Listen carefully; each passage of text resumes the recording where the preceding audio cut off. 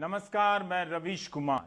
मैं जब मर जाऊं तो मेरी अलग पहचान लिख देना, लहू से मेरी पेशानी पे हिंदुस्तान लिख देना। यह शेर राहत इंदौरी का है। कोरोना ने हमसे एक जिंदा दिल और बहादुर शायर छीन लिया। उर्दू के प्रोफेसर रहे, मुशायरे पर ही पीएचडी की और उसकी बारीकियों को ऐसे समझा कि जिस भी महफिल में गए, राहत इंदौरी ने बादशाहत के झंडे गाड़े।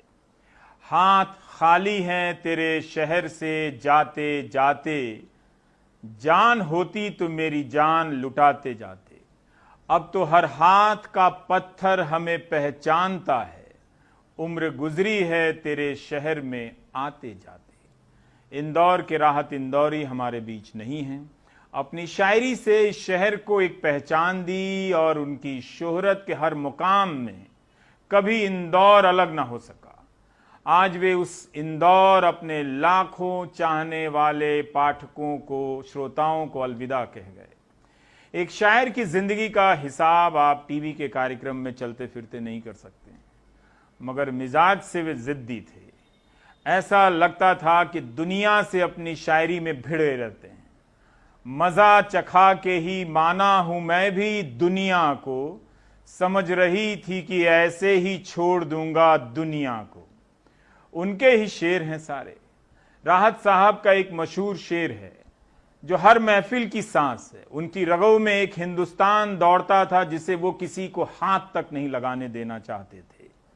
अपनी पहचान मिटाने को कहा जाता है, अपनी पहचान मिटाने को कहा जाता है, बस्तियां छोड़कर जाने को कहा जाता है।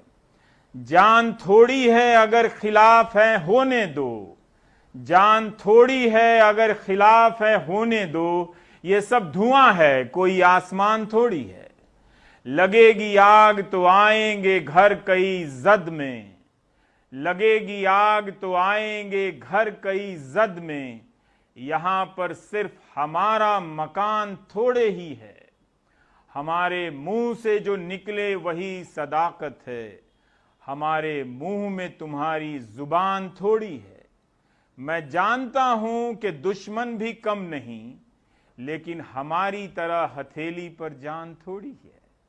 जो आज साहिबे मसनद हैं कल नहीं होंगे, किराएदार हैं जाती मकान थोड़ी है। सभी का खून है शामिल यहां की मिट्टी में, किसी के बाप का हिंदुस्तान थोड़ी है। आवाज तो बुलंद थी मगर अंदाज में आग थी। उनकी शायरी में जो हिंदुस्तान आता है वो दावेदारी का हिंदुस्तान है। जब आप नागरिकता कानून से पहचान के दूसरी तरफ धकेलने की कोशिश करते हैं तब उस दावेदारी का हिंदुस्तान है।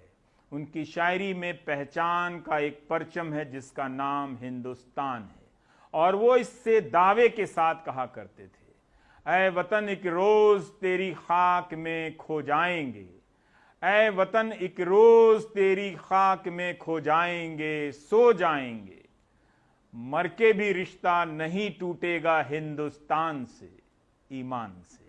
ये राहत इंदौरी साहब के शेर हैं।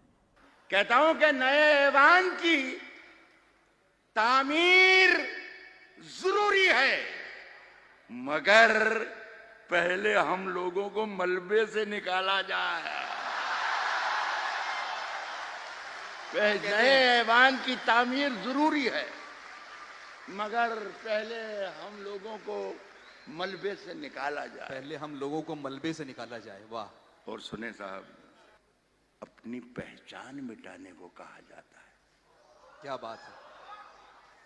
अपनी पहचान मिटाने को कहा जाता है। अपनी पहचान मिटाने को कहा जाता है, बस्तियां छोड़ के जाने को कहा जाता है। अपनी पहचान मिटाने को कहा जाता है।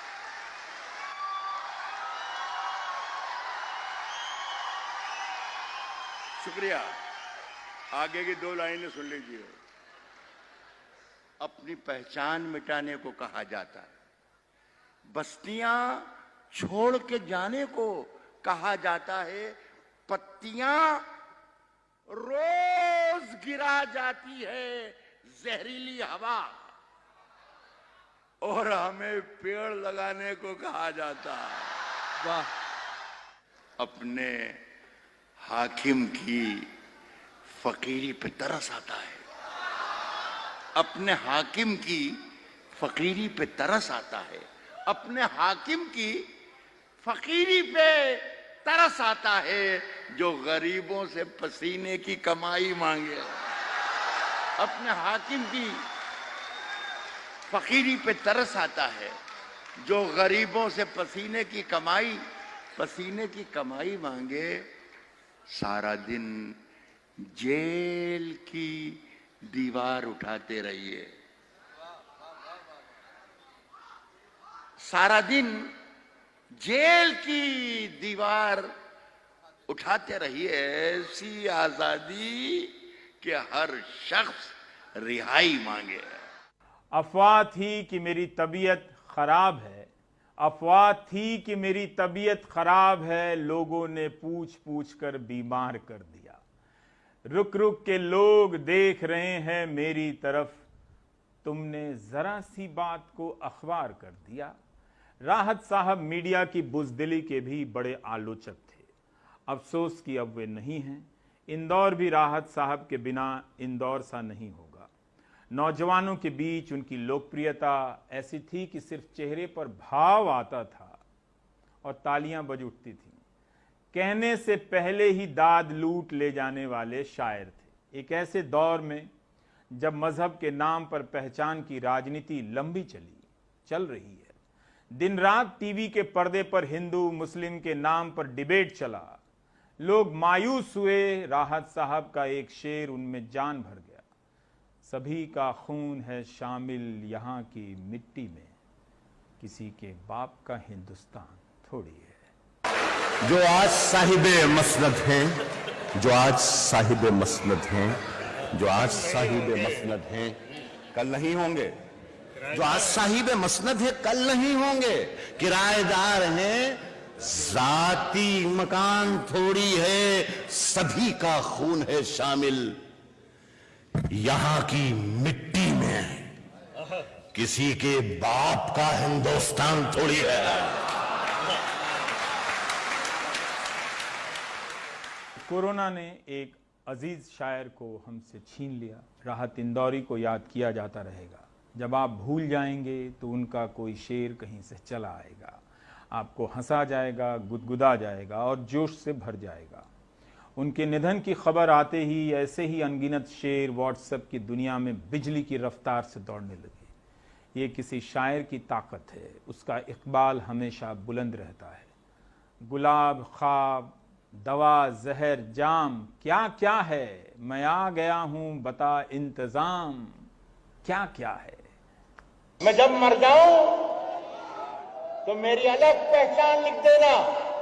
मैं जब मर जाऊं तो मेरी अलग पहचान लिख देना। लहू से मेरी पेशानी पे हिंदुस्तान लिख देना। उनकी पहचान से क्या, उनकी शायरी से कोई हिंदुस्तान अलग नहीं कर सकता है। मैं अंधेरे से बचा लाया था अपने आप को, मेरा दुख यह है कि मेरे पीछे उजाले पड़ गए। जिन जमीनों के कबाले हैं मेरे पुरखों के नाम, उन जमीनों पर मेरी जान के लाले पड़ गए। हम राहत इंदौरी साहब को याद कर रहे हैं। उनका निधन हो गया है। अपनी शायरी से सियासत को सामने से जवाब देने वाले शायर थे। बेखौफ जवाब दिया, वे चैलेंजर थे। अपनी शायरी से महफिलों को एक मकसद दे गए। मुशायरों की दुनिया आज वीरान हुई है। ख्वाब, दवा, जहर, जाम, क्या क्या है, मैं आ गया हूं बता इंतजाम क्या क्या है।